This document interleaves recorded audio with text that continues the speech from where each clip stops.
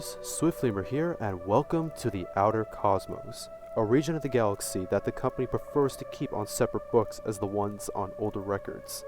Barely any crewmates have made it this far away from the company, and today I'm going to give you an in-depth review of whether it's worth the trouble coming out here or not.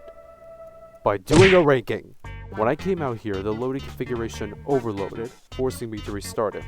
The 85 moons we explored previously have been wiped clean from the system, and have been replaced by 56 new moons that have never shown up before. So basically, the 85 moons from the past two moon rankings are not present here, as my opinions have not really changed much. Here's a quick list of moons from the inner sectors of the galaxy that did get noticeable overhauls, if you really are interested. But it's going to be a long time before I can find my way out of this area of space. Before we begin, I will once again go over some basic background information. Lethal Company is a multiplayer indie horror game which gives you timed cycles to go onto abandoned alien planets to search for sellable scrap while avoiding the monstrous inhabitants who have taken over these once industrial places. It keeps going until eventually you fail to meet the quota and the company that hired you ejects you into space.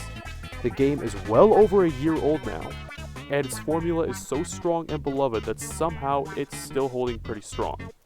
Meanwhile, some are so inspired that they make their own free add-ons to the game. Some are great and help the gameplay and customization, or are just good examples of game building, and others, not so much.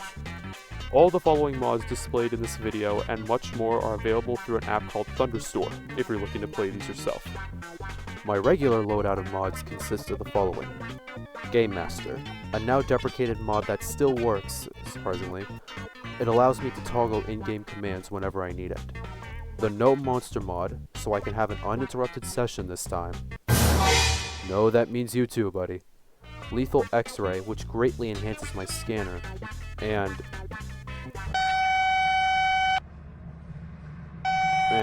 this. I also want to point out that I have no personal connections or grudges with any of these content creators, though it may seem like it at some points, but it's because I've been visiting these moons for quite a while now, and I do have preferred selections at this point, so there will be bias sometimes, but I still do not have anything for or against these creators. What I say in this video ranks their work as such, and not the creators themselves. Please keep that in mind as I read off the first few entries particularly. So, with that out of the way, let's go over a new batch of moons that the company doesn't want you to know about. Let's count down the modded moons of Lethal Company yet again.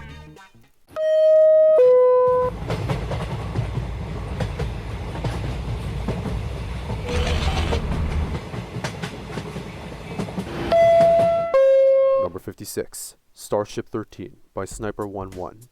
I had semi-high hopes that this one would be Sniper's crown jewel, since it was the only moon he made that he didn't label as a vanilla-esque moon. Didn't realize until I was there that the reason why it wasn't labeled as such is because it's weaker than a vanilla-esque moon. It's a large open area that reuses just about every asset from the main game and just sticks it in random places. The entrance is a 2-hour walk away, and there is nowhere to hide or run from the monsters. Its difficulty surges because of the bland designs of the map, so much so that it feels like a test moon. Would not recommend.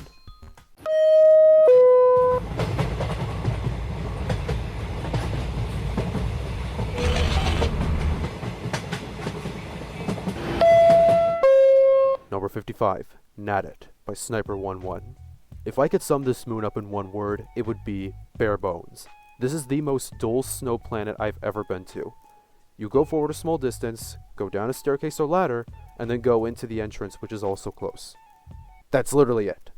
Now, it could be argued that this moon can help newer players get accustomed to snow planets with how simple it is, but at a cost of 710 a visit, this will definitely be no one's first choice for this kind of planet anyways, as much cheaper exists. Even Titan is cheaper than that. Not wise to have an expensive, simple planet that new players will not be experienced enough to get to. Again, would not recommend.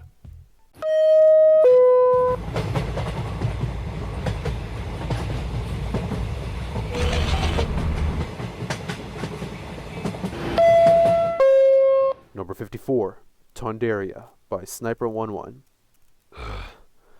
Despite what first glances may suggest, this moon is yet another simplistic design, especially for a snow planet.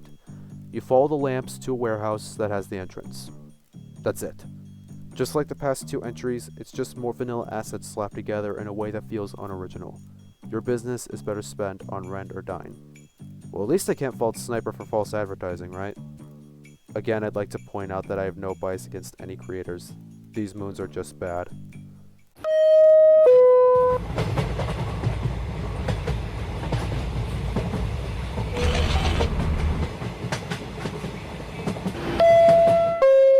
Number 53, Valiance by Sniper11. Okay, criticisms for being simple aside, now Sniper is stepping up his game. This is the first of his moons on the list to actually have some replay value. It actually plays out pretty well, even though its layout is still relatively simple. I do think it's still rather uninspiring, as it suffers from similar design choices like reused assets, and few to none alternate routes if monsters cut off paths. Like I said before, however, this moon still does have some things going for it. I'm trying way too hard to be generous. Moving on.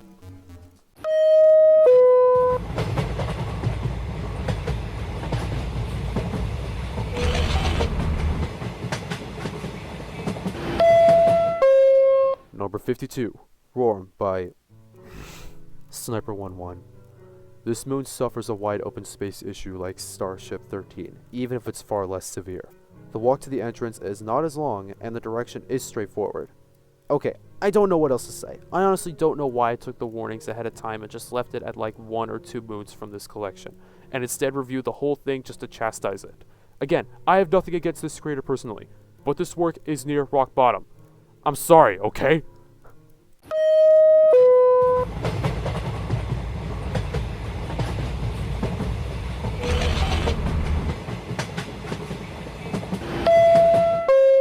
Number 51, Timbrance by Sniper11. I'm really starting to feel horrible just saying his name over and over all the way down here. This is basically Valiance, but just slightly better. The big difference is creativity with fire exits, one which requires parkouring up wedged rocks, and the other in a small clearing behind a bush at the front entrance. But like all of Sniper's moons before this one, that's pretty much all there is to it, and I don't have much else to report. I promise we will eventually get to moons by other creators.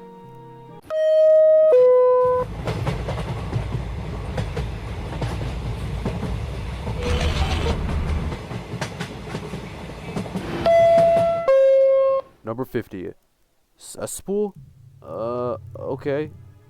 By Spooky Buddy. See, what did I tell you? Wait to see other moons soon. It's big, green, soggy. Pull yourself together. There really isn't much to say about this moon either. The least I could do is give it points for a unique experience.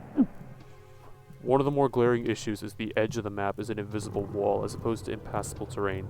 It's not exactly innovative of a design choice, as it is even more generic. At the very most, this moon lives up to its theming, with pumps and set effect. Okay, no, you know what? No.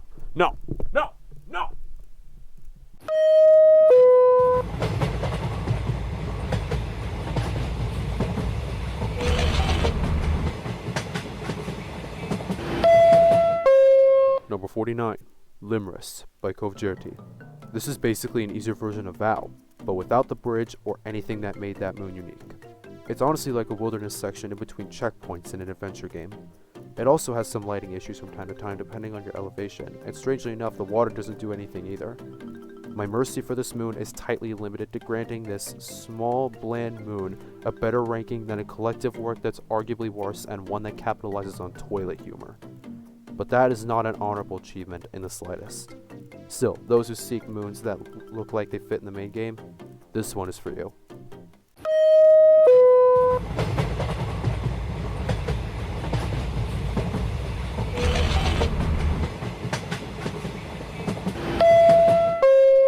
Number 48, Taurus by Sniper11. Again going up the ladder of this but slightly better. This moon has a better layout for evading monsters, providing a high ground and a large loop. It takes Valiance's terrain designs and Timbrance's fire exit positions and just does a little better with them. I could actually see players having a good time on this one, so maybe bias is starting to settle in at this point. I definitely prefer original creative moons over ones that try to be like the main game. After all, we download mods to have a better and or different experience than the base game, right? And these moons just don't set out to do that.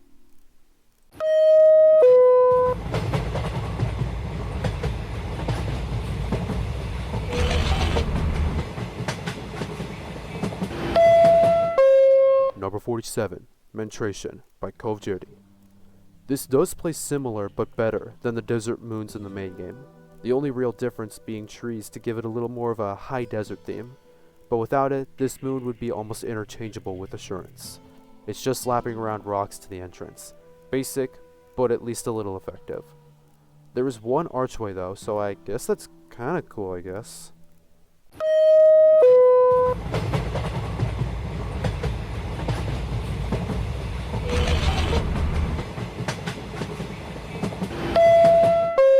Number 46, Puckett by Sniper11. This is Sniper's best currently, which is a shame cause we're only 12 entries deep. This was not a very vanilla design. It was a unique swamp theme with an understandable layout. That alone convinces me that this is his best. But the drawbacks are still obvious. By default, there are lots of mud piles no matter the weather. Then again, it is a swamp. There aren't many places to hide from monsters, and the mud doesn't make running any easier. You have to climb into a river and out again to get to the entrance. While not a very inspiring design, it could potentially save you from monsters. Okay, you can rest easy now. I won't be criticizing this guy's work anymore. He won't show up again, and I'm sure he'll try to make better moons in the future. Trust me, we're done now.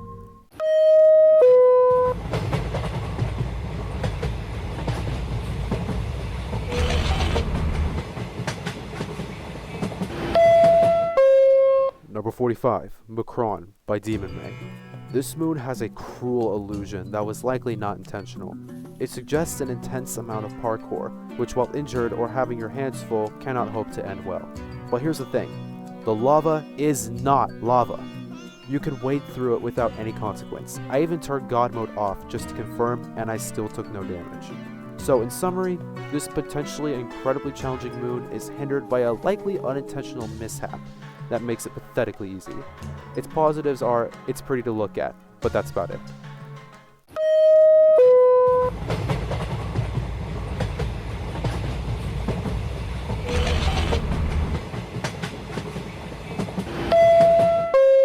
Number 44, Maison by Demon May. This is jungle themed? I honestly couldn't tell. The boundaries of the river are iffy, to say the least, and design choices were pretty odd. An unreachable fire exit, missiles mounted on the peaks, and electric gates. Not very jungle-esque. Now that being said, its layout is alright. It provides a lot of opportunities to loot monsters, but because of otherwise inaccessible regions, the full experience is really dependent on how big the interior is, and that's not really a safe gamble to have on a modded moon. Still, this moon is alright.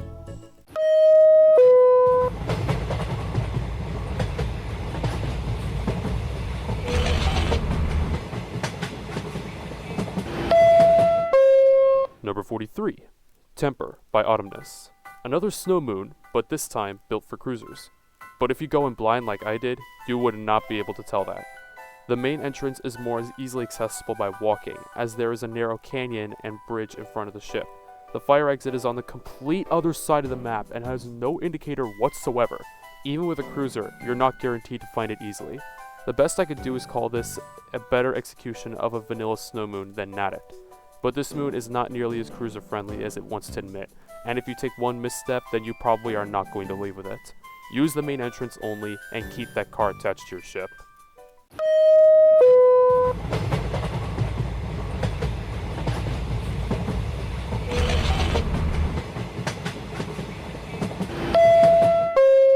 Number 42, Pestilence by Lame Gamer Time. This moon is perfect training for the cruiser, so it served its overall purpose quite well. There are wide open spaces of sand and mud with large patches of quicksand which provide great expanses for driving, all while looking distinct in its own right.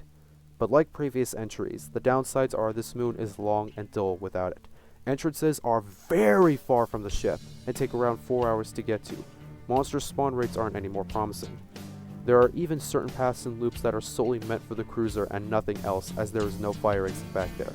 If you're here to drive, I would certainly recommend checking this one out, but if you're here to actually play the game, then this is not the place for you.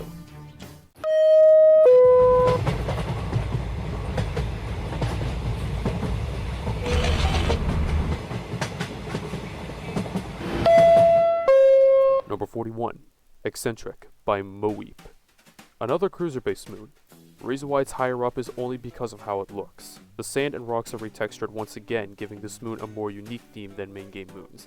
I must say, I was a bit idiotic, and it took 4 visits to find the entrance, which is much closer to the ship than I initially thought, but in my defense, there was no indicator to identify it. There are many dead ends and inaccessible areas without the cruiser, so do not go in blind, or you're going to have a rather difficult time learning this moon.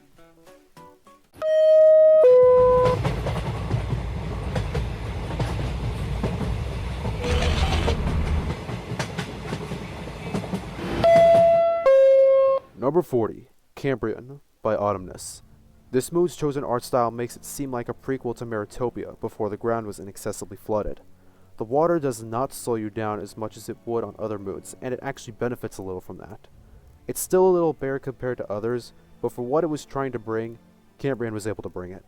I can at least say it's easy to understand, and it's not as tedious as the other moon I associate it with.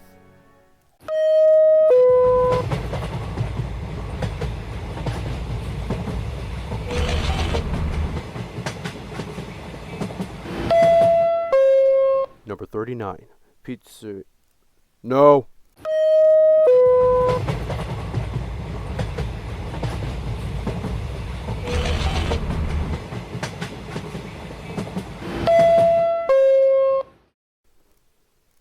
No. I said no!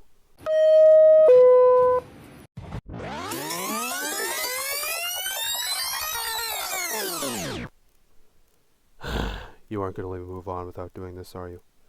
Alright, fine! Number 39, Pizzeria by Matrol. If it wasn't obvious already, this moon is based on a franchise that, against all otherwise positive odds, refuses to just roll over and die. Five Nights at Freddy's. As probably expected, ghost girls are almost guaranteed to spawn on this moon, oftentimes more than one. The exterior pizzeria is modeled after the movie version, the rest of the area is a fenced-off semi-forested hillside with a large meaningless sewer. You know, if they remove this persistent, infernal IP from this moon, and put even just a regular artifice warehouse in its place, that would have worked. But I'm not going to let my bias get in the way on this one, because it does in fact have a few original gimmicks that make it work better. Okay, am I done now? Great. Moving on!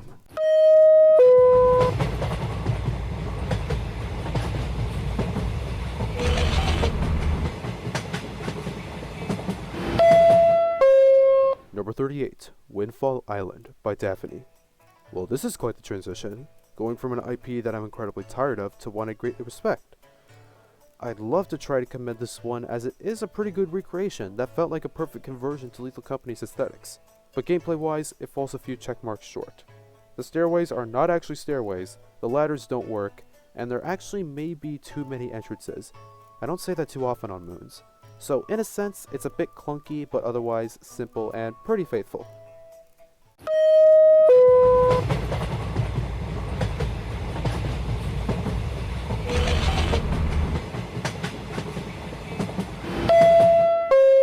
Number 37, Ganon's Castle by Daphne. This moon does not work well with the Coal Factory mod, as that defeats the whole purpose of this build.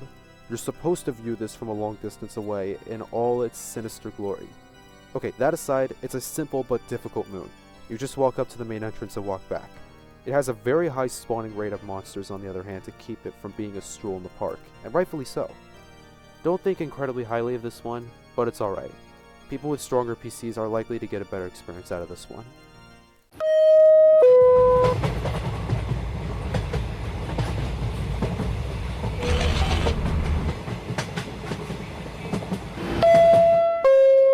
Number 36, Luigi Raceway by Snooze. Well, we knew it was going to happen the moment we had vehicles. At the bottom of these particular moons is Luigi Raceway. This moon does not in any way prioritize actual gameplay, with the main entrance being adjacent to the starting line, and it instead focuses entirely on the racetrack, understandably so. I wouldn't even fault the creator for design choices. I think it just comes down to this race choice being rather simplistic.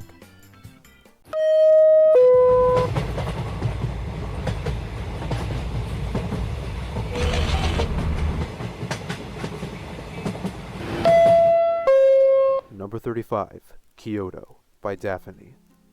I don't know if I should be justified in expecting more or less from this. It's wide open, has the assets, but I really can't tell what this moon really wants to be overall. Entrances are far away from the ship and are not easily identified, and scenery, while appealing, can be a bit chippy in a way that bogs down replay value a little. I want to like this moon, but I can't really think of many other positive things to say about it.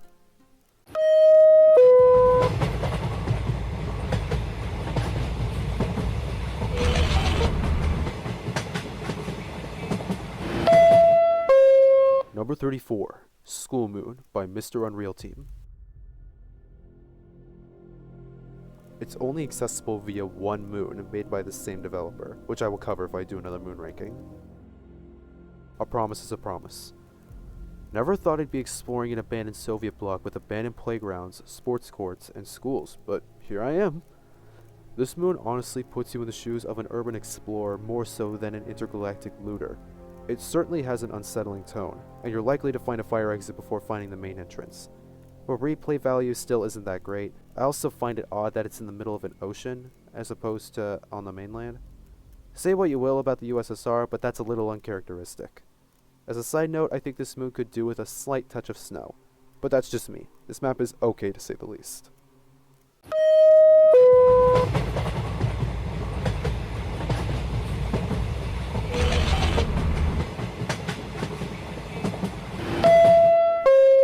Number 33, Frey by Autumnness. Some past entries were made specifically for cruisers, some were made for regular traversal. But this moon does both, and it does really well. They make it quite obvious you can drive the cruiser through an electrified fence to get to the entrance, but you can take narrow passageways around it if you don't have a cruiser. Though it reuses vanilla vegetation, it does it in a way that makes it look more like a garden than a forest. So in summary, this is easily the best of the 4 Harvester moons. Another feature these moons have that weren't there when I visited Sierra were bigger boss monsters like alpha dogs and queen baboon hawks. Their renditions are not mere resizes for the most part, and they're actually a pretty cool addition.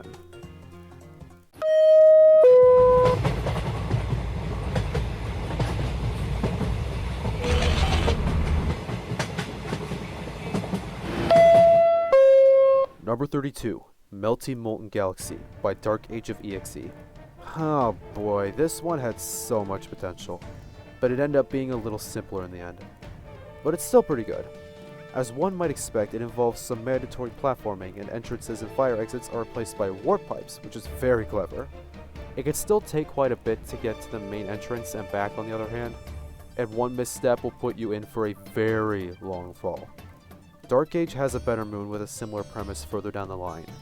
Even then, I would say give this one a shot.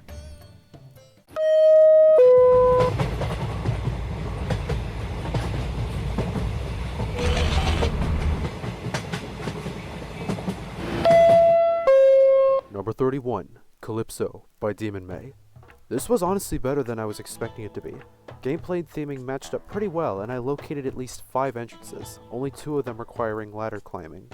The torches have a pretty nice animation to them, and the overall design of the moon is reminiscent of the islands off Akala in Breath of the Wild. Bottom line, it's pretty good.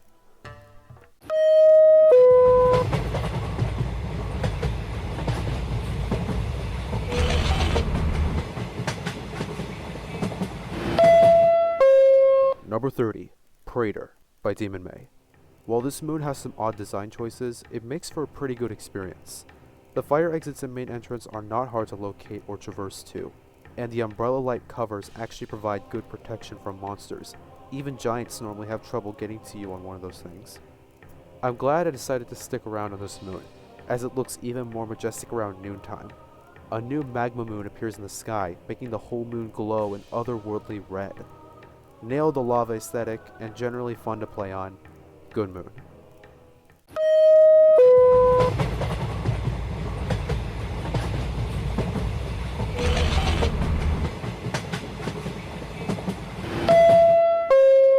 Number 29, Taralis by Powerful. If vanilla snow planets spent a little more time in the oven, they would come out looking like Taralis. The mist isn't as horrendous on this moon as it is elsewhere, and my eyes are met by a well-designed layout. It's expansive, it has several bridges, canyons, a river, more light sources than the standard lamps, and quite a bit of others. While I do think there are no original assets on this moon, like Frey, I believe it balances that out pretty well.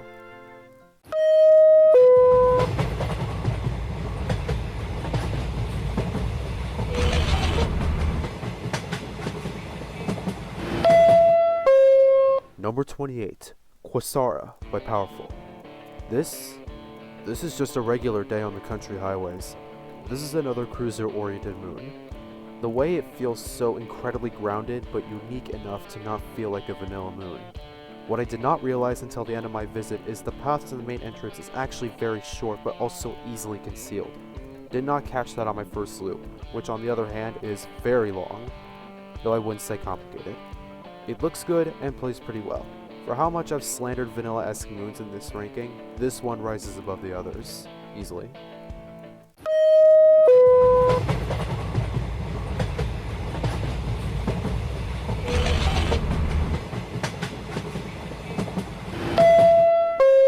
Number 27, 451 Plains by Forest Giant. Never felt so close to home in this game until now. As you might expect, it's an open field with high grass, hay bales, wagons, and a scarecrow.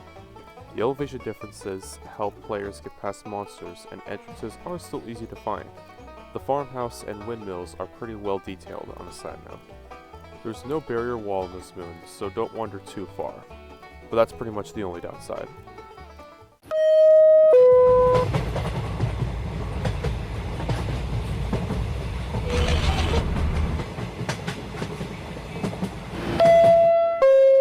Number 26, Monarch by Danielis. A rather peaceful place. A mansion on the banks of a lake, flowers growing around the perimeter, a brick storage room as part of the exterior serving as a passage to the fire exit? Pretty creative ideas. Fog can still trip you up here from time to time, with the walks between the ship and the mansion deceptively pretty long. While ultimately I think Catalyst is Danielis' better performing moon, this is nothing to scoff at either.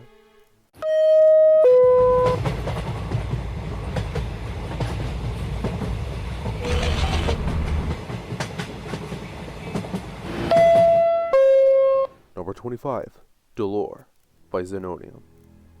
This one was something?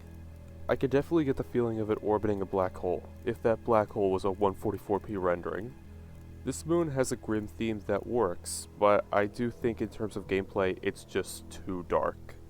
Traversing to the entrance proved really difficult, as the world was just incredibly gloomy, and you won't master it after successfully doing it once.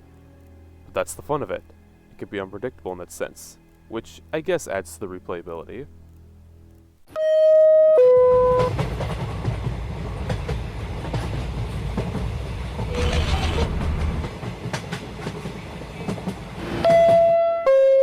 Number 24, Shifting Sand Land by Real Studios.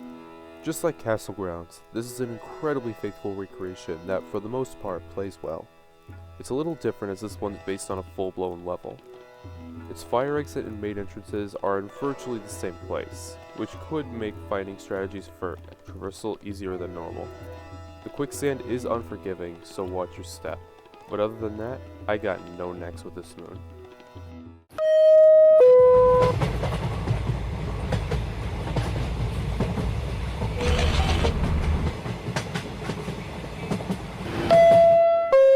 Number 23, Womp's Fortress by Real Studios.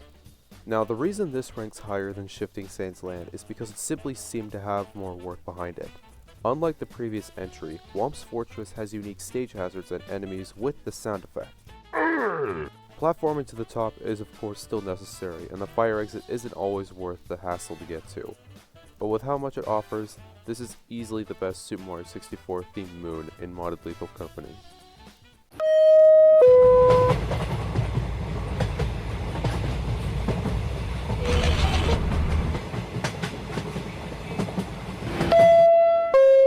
Number 22, Halation by Demon May. Despite what context clues may suggest, this moon is perfectly enjoyable with or without the cruiser. But despite how good it looks, the map is actually quite simple. Aside from the platform the ship lands on, it's just a street with an entrance being at one end and the fire exit being at the other. And this is one of the incredibly rare instances where I would have encouraged mask orientation. This moon isn't even declared abandoned, so that's a missed opportunity.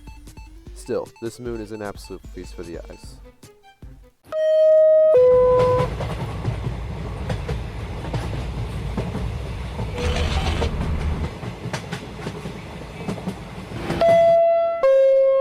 21.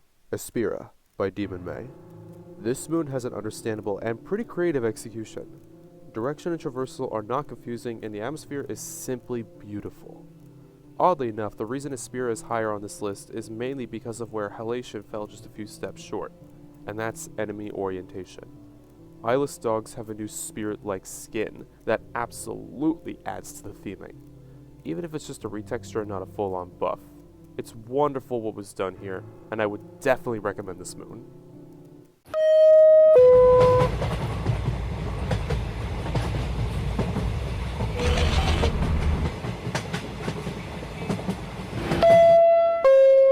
Number 20. Ghostly Galaxy by Dark Age of EXE. This is the better of the two Galaxy moons, for several reasons. There are multiple ways to platform to the entrance and fire exits this time, so monsters will not be able to corner you. And for the most part, it's more bearable. In a way, it encourages exploration at the same time. There are more new assets on this one, such as candelabras, bone walkways, and well-textured Bowser statues. So there was definitely more put into this one, and it's overall more good to look at and more fun to play on.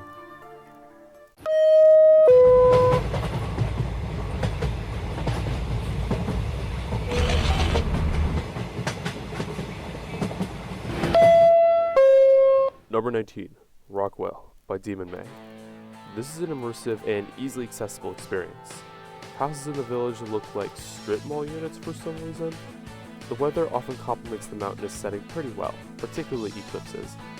Only drawback is the path to the delivery pod is not easily differentiated, but after a first visit that issue becomes pretty relevant. Good move.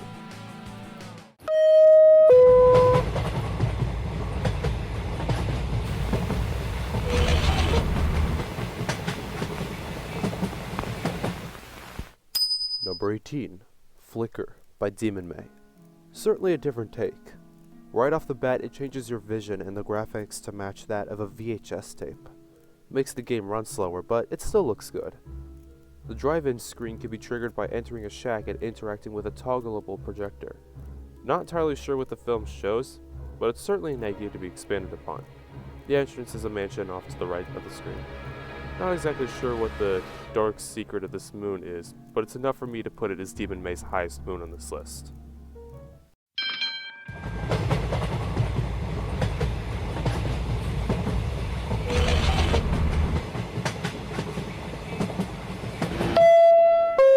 Number 17. Trenches by Instance World. This moon capitalizes on a rather unique threat. There are two fortresses. Each one has a large thermal turret that will shoot missiles if it sees you. They both circle 360 degrees, and their view is color-coded to help let you know if you've been sighted or not, which is a very helpful design choice. There are also color-coded wires on the ground to lead you to entrances if hiding from the turrets is too distracting from the real task at hand. At times, it can be a little too difficult, as old birds are still a common spawn here as well. Enter at your own risk.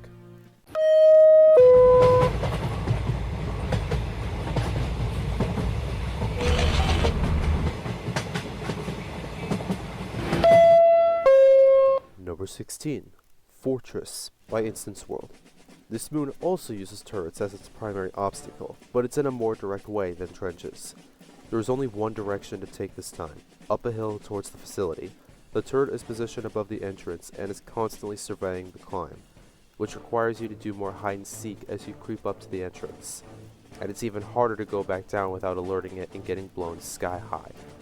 This very simple design change makes the difficulty spike, and the execution is even better as an added result.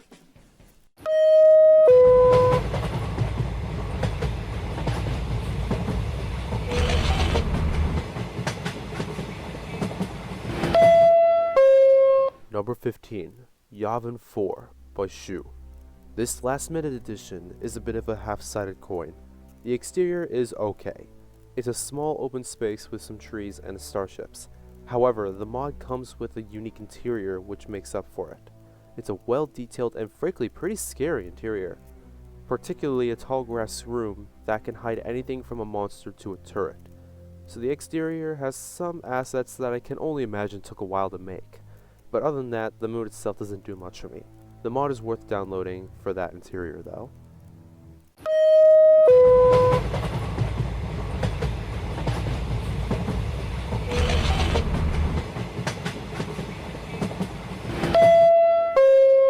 14, Toilation by Zess. This feels like another sequel moon. This looks like the result of Factory X after a few more centuries of environmental takeover and decay. This map is very open and not just based on coil heads, but a toil head mod, which is an incredibly annoying mod that places turrets on their heads. Now, I absolutely hate coming across these toil heads, but they do make for good theming. Everything right down to the trees themselves are spring oriented. This moon also has one of the most memorable fire exits I've seen, climbing a tall ladder up a large toil head statue and into its mouth. Simple but effective. Same can be said about the whole moon, I guess. Would recommend it for experts only.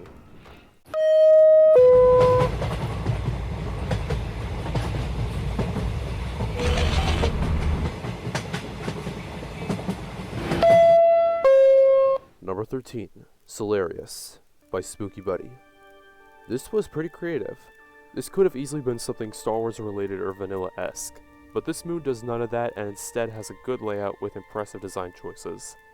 The landing pad is on a flying platform. Entrances aren't hard to find.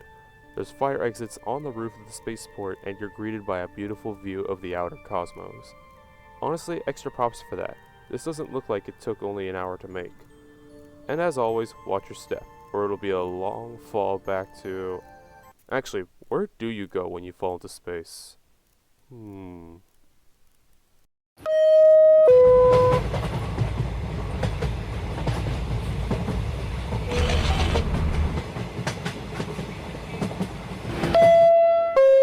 Number 12, Winter Lodge by 347956.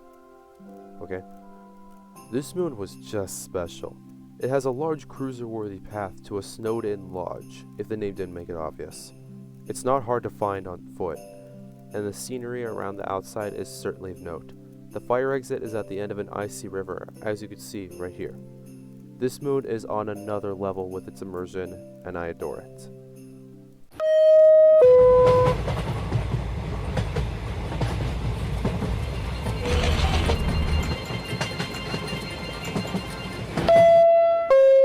Number 11, Coconut Mall by Snooze. Thought beyond any doubt this would show up at some point on Thunderstore. And it helps that it's actually pretty good. The Mii sprites aren't cropped, but I can excuse that.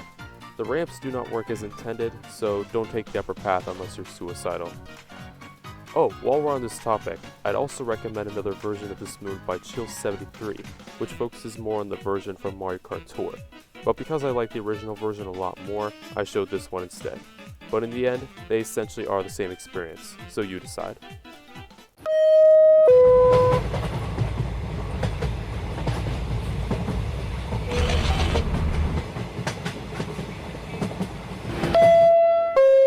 Number 10, Mantif by Y-Drop.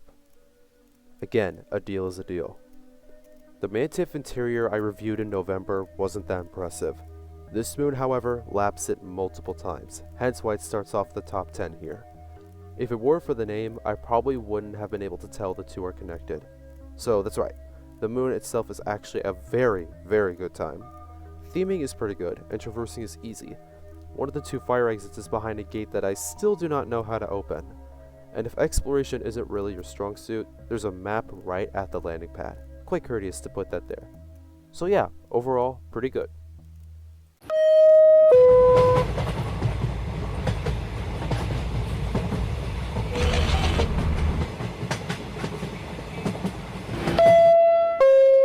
Number 9, Summit by Rosy Pies. I don't know why I expected a vanilla moon from the initial screenshots. This moon was far from ordinary. It had sticking old birds in the snowy mountainside, it had separate apartments and a working lift, all just to get to one entrance. Arguably a bit excessive, but the experience is worth it. Now that I think about it, this moon has been around for quite some time compared to others. Most of the more unique assets that I see tied into lower ranked moons likely originated here. Rosy Pies still has some better moons, but this is in the upper half of that list, and this one for that matter, so take my word for it, it's a great moon. Speaking of which, Rosy Pies has been real busy lately adding new moons. This is the only one I was able to visit for this ranking, but I'm looking forward to see what else is coming.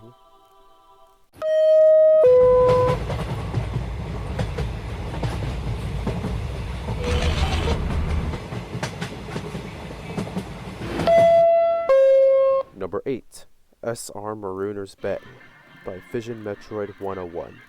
I am familiar with Splatoon. I am not familiar with Salmonoid runs. Regardless, this moon's orientation and theming were top-notch.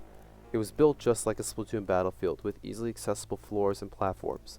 Though it could feel a bit more redundant in a game like Lethal Company, where platforming and PvP is not the point of the game, the fact that it's here just goes to show the dedication to the build, and it doesn't hinder the experience anyways.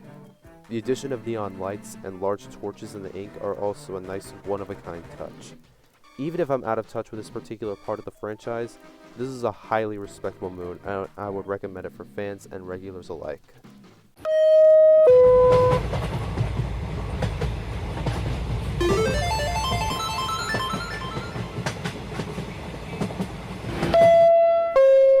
Number 7, Waluigi Pinball by Snooze. Another one I expected out of the woodwork the moment cars were introduced, almost as obvious as Coconut Mall.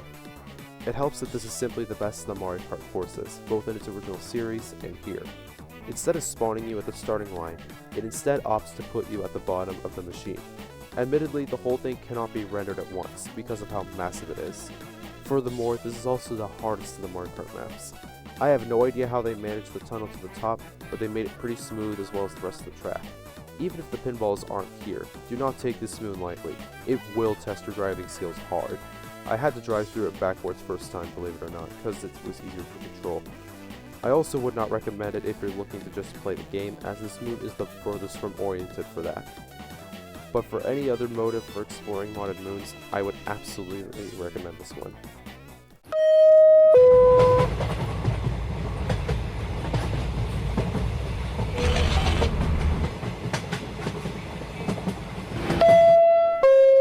Number 6, Asteroid 14 by Magic Wesley.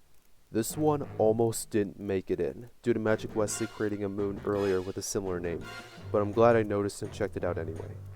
In normal sessions, I'm the guy who is always grilling the others to stop thinking about the beehive and just leave it alone, even if they never listen. Well, can't exactly be that character here. This whole planet is nothing but beehive. So as a result, the moon is littered with circuit bees. Entrances are far away from each other, but they're not hard to find. I do appreciate the creativity, as usual, but Magic Wesley still has better moons.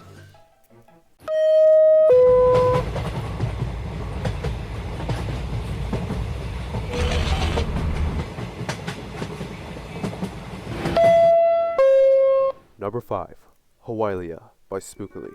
For being one of those moons still stuck in the V55 era, it holds up surprisingly well. It's an array of 6 connected islands. The bridges are much more sturdy than the ones on other moons, and if you wish to take another path to avoid monsters, you can wade through the relatively shallow water to each island.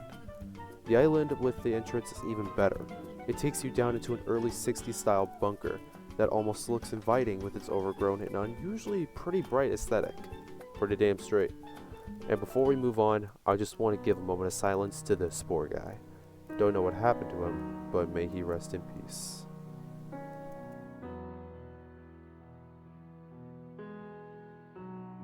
Anyways, 9 out of 10 moon.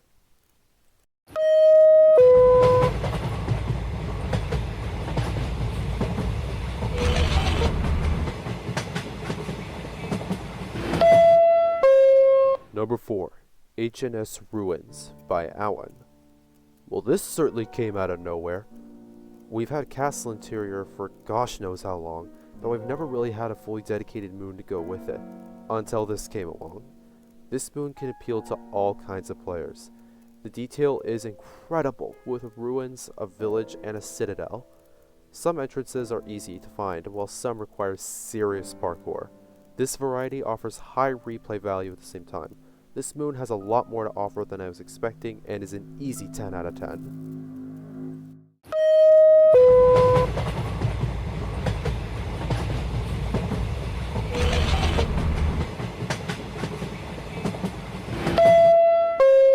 Number 3, Budapest by Tulian. Ladies and gentlemen, here it finally is.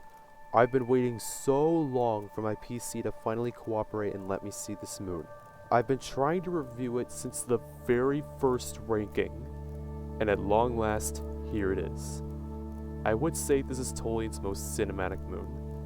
It shares a lot of similarities with Argent. It's a bit more simple with its world building, but that in no way makes it inferior. It's got a darker scheme, more unique assets and animations, such as more vehicles, falling leaves, waterfalls, almost as much to the point where it feels like a prologue to a completely different game. It can prove incredibly challenging on eclipses since there's only one way to and from the ship, but this moon is good looking enough to surpass that. Absolutely incredible, worth the long wait to get to.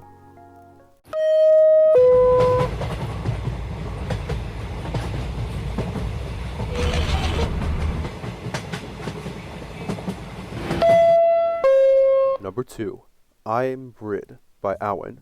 Okay, who is this guy? He comes out of nowhere so suddenly to deliver 2 incredibly good moons. Somehow this moon can offer even more than HNS Ruins can. It has a Temple Run-esque layout with an outdoor jungle section, drawbridges, unforgivingly deep water, caves with detailed entrances, and brackets holding the tunnels up. There's a unique piece of scrap in one of them, which is an idol of Zeekers. There's also random scrap you can pick up in the main map for some reason. One of the fire exits even gives way on the outside to the mineshaft interior, further pushing its theming and environmental storytelling to the maximum. I counted 5 fire exits total. This moon has so much to offer and does so many things right, that it can only be beaten out by literal perfection. Needless to say, this comes very close.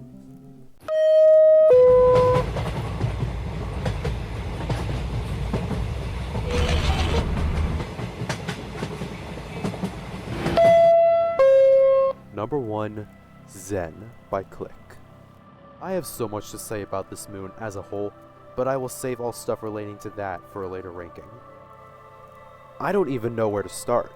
This probably beats Acidier as the best modded moon ever. For one, it's expansive. It has multiple different sections. One is up a waterfall, the other is in a canyon near the ship, and even has a yellow wire to the entrance and back to the ship if the moon proves too complicated. There's also another tunnel leading to an even larger cavern. Second, its aesthetics. The skybox has multiple floating particles and effects that make it feel otherworldly. There are massive yellow and white crystals in most places, along with a particular cave hiding some strands of pink soda straws dangling from the ceiling. Entrances are clearly identifiable even from a distance. The only thing I can't really speak for is its difficulty, which is more randomized. But that does not deduct from the experience. If anything, it adds to the already very high replay value. Best moon in this ranking, and probably best moon on record so far.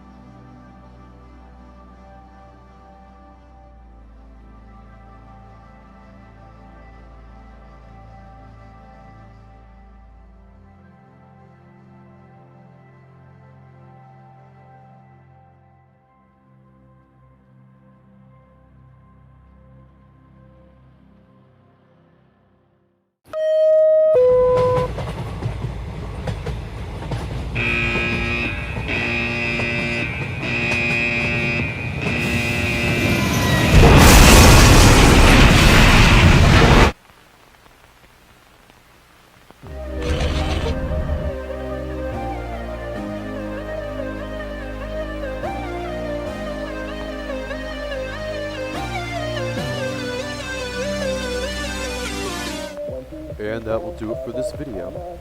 I don't know if I'll do another video on this, and I'm starting to not really want to. Not counting revisits for whatever reason, through all 3 rankings combined so far, not counting honorable mentions, I have visited and reviewed 141 moons total. I'm tired. It's been 10 months since I started this. I mean, sure, it's fun, but it's exhausting. But I'm still open to the idea, as the community is ever growing still. Gotta keep up with it all.